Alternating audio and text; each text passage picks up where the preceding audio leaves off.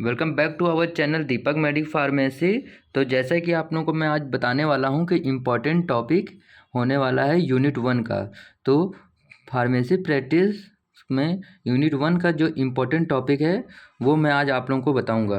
तो इसमें बहुत 5 साल में 3-4 बार आ चुका वही सब क्वेश्चन मैं आप लोगों को बताऊंगा। तो इसे पूरा वीडियो पूरा देखिए, इससे आप लोगों की बहुत हेल्प हो जाएंगी। जैसे कि ये देखिए यूनिट 1 का है, तो इसमें बहुत सारा आपका यूनिट वन में बहुत सारा चैप्टर है। जैसे यूनिट 1 में पहला ये चैप्टर हो गया, दूसरा ये हो गया, तीसरा हो गया, 4 हो गया।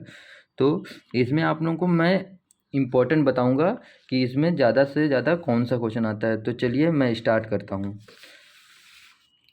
तो ये मैं यहाँ पे लिख के रखा हूँ। तो पहला जो टॉपिक है हमारा, हमेशा 2 या 3 साल से हमेशा आ रहा है, ये बहुत इंपॉर्टेंट है। तो ये पहला जो टॉपिक है हमारा क्या है, define and classification of hospital on the basic of different to expect. एक तो प्राइमरी सेकेंडरी टर्सरी बताना है, और क्लिनिकल एंड नॉन क्लिनिकल पे बताना है कि हमारा ये हॉस्पिटल फार्मेसी होता क्या है।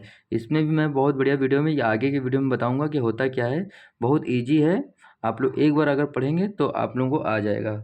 अब ये दूसरा इसमें क्वेश्चन क्या है, इसमें दूसरा क्वेश्चन बताना है कि explain the organisation structure hospital including function and medical staff in hospital.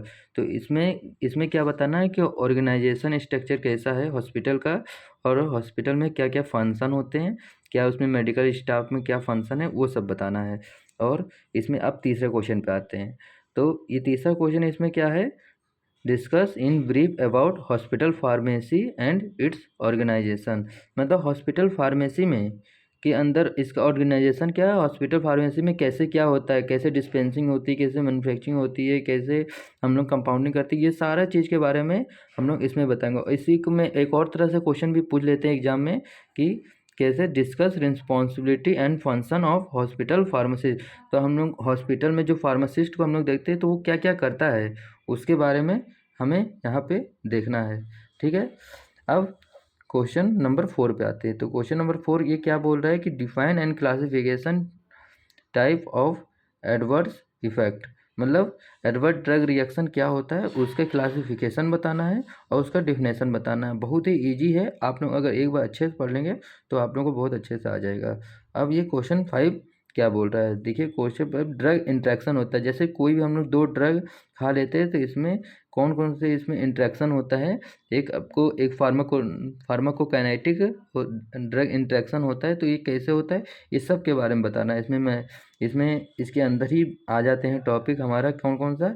एक तो हमारा मेथड ऑफ डिटेक्टिंग, कैसे हम लोग एडवर्स इफेक्ट को कैसे पहचाने। दूसरा एडवर्स इफेक्ट को रिपोर्टिंग करना, कैसे हम लोग मैनेजमेंट करते हैं। और फिर जेनेटिक डिटरमाइन टॉक्सिसिटी उसका कैसे निकालते हैं, ये सब के बारे में। और लास्ट में हमारा क्वेश्चन जो 6 है वो है कि कम्युनिटी फार्मेसी के बारे में बताना, उसका ऑर्गेनाइजेशन स्ट्रक्चर, उसका रिटेल।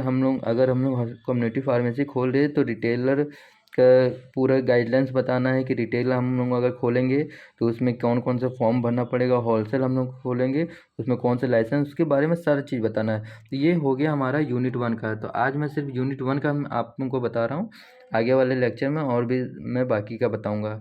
तो ये बहुत ही इंपॉर्टेंट है, इसे ध्यान से देख लीजिए और इसे करके ज़रूर जाएं। और बहुत इजी वे में मैंने इसको पढ़ाया है, तो आगे वाली वीडियो में आपको बताऊंगा। तो इसीलिए सब्सक्राइब जरूर करिएगा दीपक मेडिकल फार्मेसी को, और बेल आइकन दबा दीजिएगा, जिससे आगे में जितनी भी मेरी वीडियो आए सबसे पहले आप लोगों के फीडबैक में आए। तो thank you, have a nice day, bye bye, फिर मिलते हैं।